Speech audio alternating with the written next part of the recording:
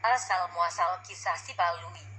Kisah Sipalui ini adalah cerita yang bernuansa kehidupan masyarakat Banjar yang berada di Pahuluan, di mana tempat mereka biasa berkumpul adalah di warung minuman dengan sambil menikmati secangkir kopi atau teh dan sepotong kue. Di warung itu mereka bersenda gurau bersama teman-teman. Cerita kisah Sipalui di channel ini selalu kami update secara berkala sesuai keadaan sekarang atau apa yang sering disebut orang Palui zaman now. Sejarah munculnya kisah bahasa Banjar Sipalui memang tak lepas dari sejarah lahirnya koran Banjarmasin Pos. Sejak pertama terbit tanggal 2 Agustus tahun 1971, kisah Sipalui sudah menjadi darah koran ini.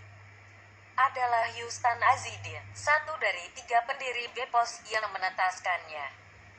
Namun, Palui sendiri sebagai tokoh sudah menjadi cerita lisan rakyat sejak zaman Kerajaan Nansarunai tahun 1500 sampai tahun 1600 Masehi. Demikian menurut budayawan Banjar Atta Berani Kasuma. Tidak ada penelitian komprehensif bagaimana asal-usul tokoh Sipalui dan juga tidak ada makna yang jelas dari nama Palui. Cerita Sipalui sebagai cerita rakyat bisa saja diakui oleh kabupaten manapun di Banua ini. Bahkan Yustan Azidin sebagai penulis kisah Sipalui sendiri mengakui bahwa ide beliau berasal dari cerita kakeknya sendiri yang sering didengarkannya saat kecil di Margasari Rantau. Inilah barangkali yang membuat cerita Sipalui sangat akrab dengan orang Banua, baik yang membaca langsung melalui koran Bepos maupun mendengar dari mulut ke mulut. Tokoh Palui, Garbus Tulamak Tuhirang, dan beberapa lagi seakan-akan menjadi representatif karakter orang Banjar. Peristiwa dan latarnya juga seperti merekam keseharian kehidupan di Banua. Hal ini pernah diutarakan Dr. Zulkifli dalam disertasinya yang berjudul Nilai Budaya Banjar dalam Cerita Sipalui. Sipalui memang milik orang Banua dan hidup di tengah-tengah masyarakat Kalimantan Selatan.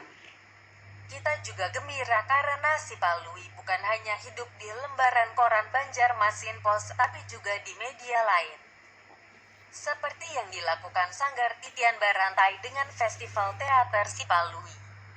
Kemudian teater kita dengan casting FTV, Dasar Sipalui, kanal video YouTube, Cerpen Sipalui dan aplikasi e-book Sipalui yang sudah lama sejak tahun 2018 tersedia di Google Play Store. Dengan demikian, Sipalui akan tetap hidup dan menjadi kekayaan khazanah sastra Banua.